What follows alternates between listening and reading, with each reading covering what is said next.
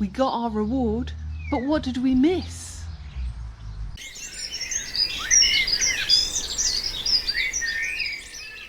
Hi, I'm Lou and this is Lily Rowe. So I wasn't 100% sure whether I would record this because it could seem a little bit harsh or controversial, which is not my intention. What I wanted to do was just encourage reflection and I guess draw awareness to the things that we do outside and why we do them. And it's linked to last weekend we met some friends out on a site that's owned by a very well-known UK charity, land-based charity, and they had an Easter trail on. And our friends' children, who I think are 7 and 4, we're keen to do the trail. So we thought, yeah, we'll do the Easter trail. And we were equipped with a worksheet type thing, given a pencil, and we had to go and look for the numbers on the trail. There was a map to follow, and of course, if you completed the trail, so at each number there was an activity to do that were all, well-meaning, good activities in terms of looking up at the canopy and what can you see, looking out for butterflies, listening for birds, all kind of nature. I've forgotten where I was. I think I was saying that the trail consisted of like a worksheet, followed the trail, found the numbers. At each number there was some activity to do, a nature-based activity, which was nice to try and draw your attention to the blossoms and the flowers and the butterflies, or fly like a bird, that kind of thing. And then, if you did all the activities and took it back to the chap in the office at the end, then you'd get an Easter egg.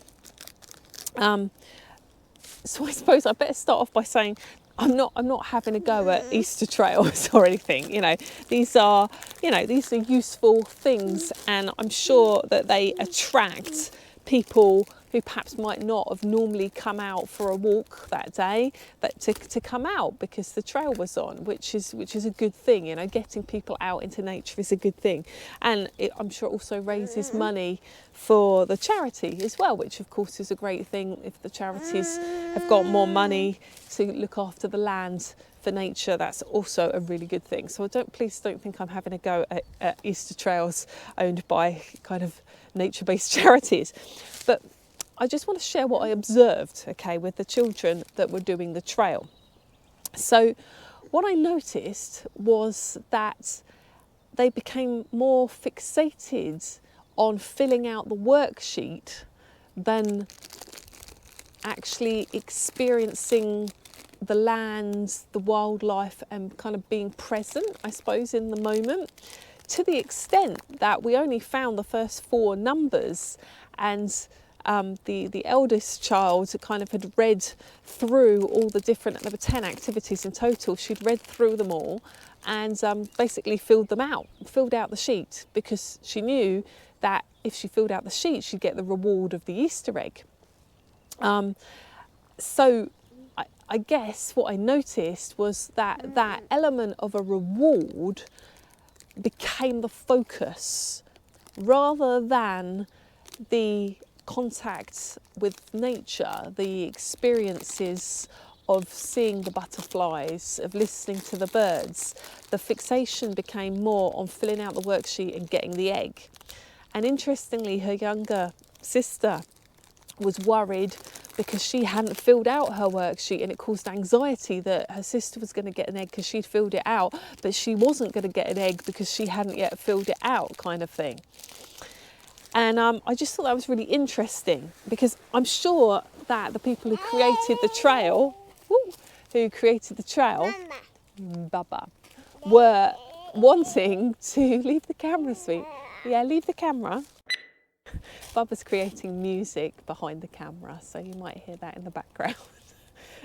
So what I'm saying was, I'm sure that the people who created the trail, were coming from a good place and were wanting people to experience nature and encouraging that contact with nature. However, the medium of using a reward to do it, and of course it's Easter, and you know everyone wants an Easter egg and it's a bit of fun, and I totally appreciate that. But that element of reward actually might have detracted from their original intentions, because people become focused on the rewards rather than the actual experience itself. And this has made me think about what Alfie Kohn says, who has written a lot about the damage that rewards can do to learning processes. He wrote a book called Punished by Rewards. I believe it, sweet. Yes, so Alfie Kohn, he wrote a book called Punished by Rewards, and he's basically saying that through using a rewards-based system and a sanctions-based system in education, you're actually reducing the natural curiosity and inquisitive nature for learning that children have, because they'll become hung up on getting the reward as opposed to being intrinsically motivated. I guess this also, I see this linking very much with play, which is why I'm kind of reflecting on this now, because forest school being play-based, play is intrinsically motivated. To play, you're doing what you want because you want to do it, and in your own way. Whereas a reward is an external motivation. So I thought it was really interesting, you know, seeing the Easter egg trail. You've got the Easter egg as the external motivation to entice people along this trail. And yes, people were outside in nature, which has got huge benefits. And as I say, if they wouldn't normally have come out, then that's a really good thing. But it might have impeded nature connection. We might have had nature contact because we were out there, we were, you know, noticing some things. But in terms of that deeper level of connection, I didn't see that happening whilst we were out there. And I guess in terms of like a takeaway point, it just really emphasised to me how important it is to have like skilled facilitators, skilled practitioners, nature mentors, people who can encourage that playful spirit, encourage that curiosity, observe people, see where their interests lie, and kind of help gently maybe steer them to things that will kind of prick their ears up and open their eyes and I guess notice things and increase awareness. So perhaps there is no shortcut to getting people nature connected. It's done through the social interactions, the relationships we have, the modelling, the leading by example, the questioning. And I guess that's what Forest School's all about and why it's so important. You know, this Easter trail was a good thing. It got people outside, but it was quite a surface level experience for people. And it, you know, it wasn't as deep as we can get in terms of when we're working with people at Forest School. So I guess just a little offer of reflection there about how you are when you're outside with your groups, and how you model things and how you question things, and our non-judgmental approach to avoid that kind of trap of being focused on rewards. I just invite you to kind of reflect about that. And it's made me think of a quote from Rachel Carson, which is something along the lines of if a child is to keep their inborn sense of wonder of the world around them, they need the companionship of at least one adult who can share the journey with them or the magic with them or something like that. I'll look it up. Bubba's got the camera, so it must be time to go.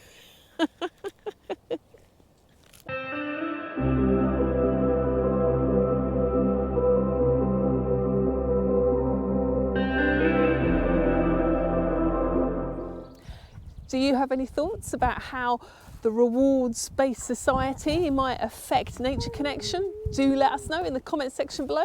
If you've enjoyed this video, do give us a thumbs up and consider subscribing to our channel so you can join us again in the woods next time. And thanks for watching.